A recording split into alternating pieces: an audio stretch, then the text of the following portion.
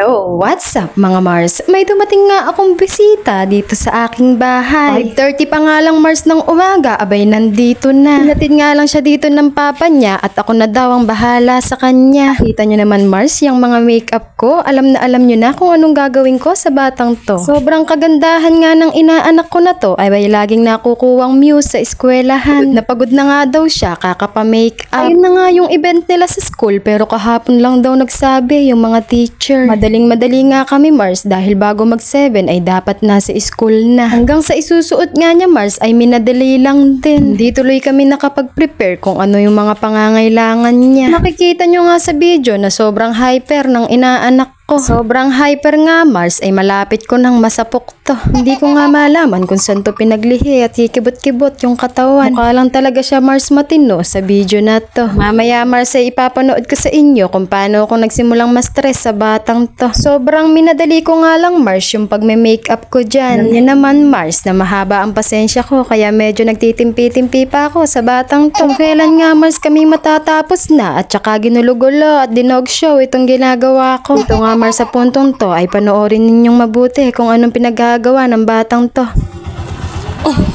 Okay, gumaslaw ka ngayon. Now! Now!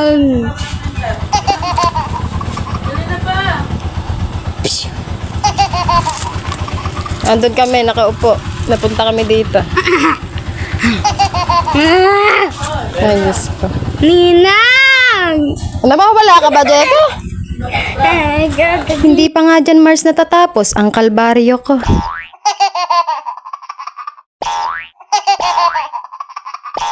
Nilalagyan ko nga Mars ng nose line para sana tumangos pa to. Kita nyo naman ang pinagagawa ng inaanak ko. Iba-iba naman na nag-makeup dyan Mars pero hindi ganyan siya kagulo. Hindi pa nga dumadating Mars yung mama niya. Natawag ko na nga lahat ng santo para dumating na. Sa punto nga na itong Mars ay naggagaslaw pa rin siya. Matapos-tapos nga ang lahat at inaayusan ko na siya ng buhok saka dumating yung mama niya.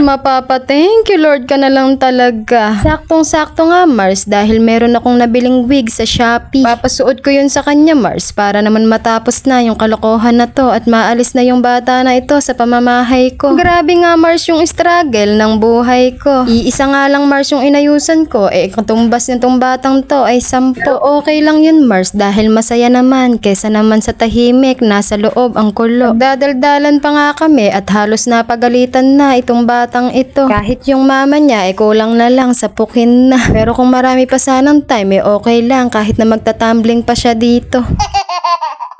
Maganda naman na talaga itong pamangkin ko na to. Kaya bagyang makeup lang dyan ay okay na okay na. Ipapakita ko na nga sa inyo itong kanyang final look. O siya, maraming salamat sa panonood. Ingat and God bless. Bye-bye! Napakaganda mo na malakas makaakit. Para kang anghel na umaawit sa langit. O siya Mars, iwas copyright. Bye-bye!